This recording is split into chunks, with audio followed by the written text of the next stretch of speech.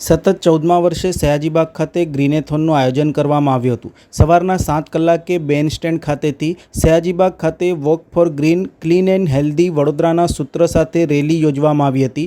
Banner poster સાથે rally યોજવામાં આવી હતી, જેમાં આવો આપણે વડોદરાને સ્વચ્છ અને સ્વસ્થ બનાવવા કદમ ભરીએના સૂત્રને પ્રસારવામાં આવ્યું હતું। વિશ્વ પર્યાવરણ દિવસ 2025ની ઉજવણી માટેનું સમગ્ર વિશ્વનું આ 2025નું થીમ પ્લાસ્ટિક પ્રદૂષણનો અંત વિષય ઉપર લોકજાગૃતિ અભિયાન ગ્રીનેથોન આયોજન કરવામાં આવ્યું હતું। આ અભિયાન હેઠળ પર્યાવરણીય પડકારો તેમજ પ્લાસ્ટિક પ્રદૂષણ અંગે જનજાગૃતિ કેળવવામાં આવી હતી। વૃક્ષોના ઓડિટની માંગ સાથે શહેરને હરિયાળું અને સ્વચ્છ રાખવા માટે ગ્રીનેથોન યોજાઈ હતી। મુખ્ય હેતુ શહેરમાં વધુમાં વધુ વૃક્ષો વાવવાનો તેમજ પ્લાસ્ટિકનો વપરાશ નહિવત કરવાનો। પર્યાવરણ અંગેની સંસ્થા એડના ડાયરેક્ટર પર્યાવરણવિદ અમીર રાવતે જણાવ્યું હતું કે વિશ્વ પર્યાવરણ દિનની ઉજવણી ગ્રીનેથોન બાદ સયાજીબાગમાં 10,000 વૃક્ષોના રોપાનું વિતરણ કરવામાં આવશે।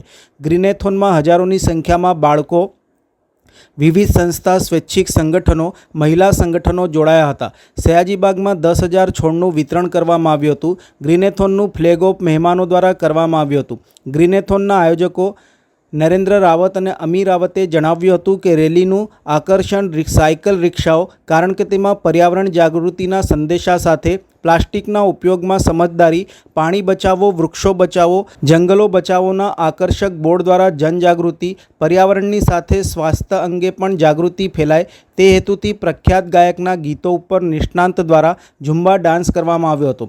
દર વર્ષની જેમ આ વર્ષે પણ પર્યાવરણ ક્ષેત્રમાં વિશિષ્ટ કામગીરી કરતા, પર્યાવરણ પ્રત્યેની સેવા બદલ તથા વૃક્ષો ઉગાડવા કે જાળવણી માટે જેમનું પ્રદાન હોય તેવા મહાનુભાવોને વડોદરાના એન્વાયરમેન્ટ એમ્બેસેડર તરીકે સન્માન કરવામાં આવ્યું હતું। ગ્રીનેથોનમાં પર્યાવરણ જાગૃતિના સંદેશા આપતા ફ્લોટ્સ, બેનર, પોસ્ટર, હોર્ડિંગ્સ આકર્ષણનું કેન્દ્ર બન્યા હતા। શહેરને સ્વસ્થ અને હરિયાળું બનાવવા, લોકોમાં જાગૃતિ લાવવા આ ગ્રીનેથોનનું આયોજન કરાય છે। ગ્રીનેથોનમાં વિવિધ સરકારી અને બિનસરકારી સંસ્થાઓ જેવી કે ONGC, વન વિભાગ, Gujarat refinery, Shri sir Sayajirao morning walkers club, Gujarat pollution control board સહિતની સંસ્થાઓ પણ જોડાઈ હતી। ઉલ્લેખનીય છે કે એઇડ સંસ્થા દ્વારા પ્રતિવર્ષે આ આયોજન કરવામાં આવે છે, જેમાં વૃક્ષોની ઓડિટ થાય તેવી પણ માંગ કરવામાં આવે છે।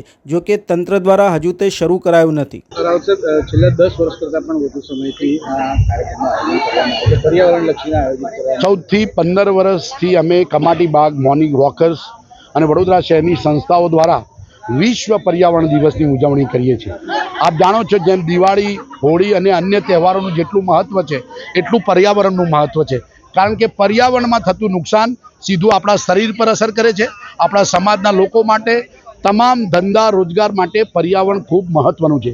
જે રીતે આપણે હવાને પ્રદૂષિત કરી છે, પાણીને પ્રદૂષિત કર્યું છે, જમીનને પ્રદૂષિત કર્યું છે, આનાથી બચવા માટે આપણે પર્યાવરણ જાગૃતિ અત્યંત જરૂરી છે।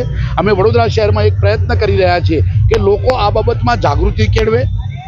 આ વખતે વિશ્વ પર્યાવરણ દિવસે સમગ્ર વિશ્વની અંદર પ્લાસ્ટિક પોલ્યુશનનો અંત એના માટેના કાર્યક્રમ કરવામાં આવશે। જાણો છો કે પ્લાસ્ટિક જીવનનો મહત્ત્વનો ભાગ છે, પરંતુ એનાથી એવું પ્રદૂષણ થાય છે જે વર્ષો સુધી જમીનમાં રહે છે અને એના કારણે ખૂબ મોટું નુકસાન થાય છે, અને એને બચવાના કેવા પ્રયત્નો કરવા જોઈએ એ માટે સમગ્ર વિશ્વમાં ઉજવણી થઈ રહી છે। અમે અહીંયા વૃક્ષારોપણ કર્યું, લોકોને સ્વાસ્થ્ય માટે પણ અમે પ્રયત્ન કરીએ છીએ, અને સાથે સાથે પોસ્ટર, બેનર દ્વારા, સુંદર પર્યાવરણના પોસ્ટરો દ્વારા આવતી પેઢીને જ્ઞાન મળે, પર્યાવરણને બચાવવાનો પ્રયત્ન થાય। ચાલો આપણે સૌ સાથે મળી વડોદરાને સ્વચ્છ, સ્વસ્થ અને હરિયાળું બનાવવાનો પ્રયત્ન કરીએ, એ અમારો પ્રયાસ છે।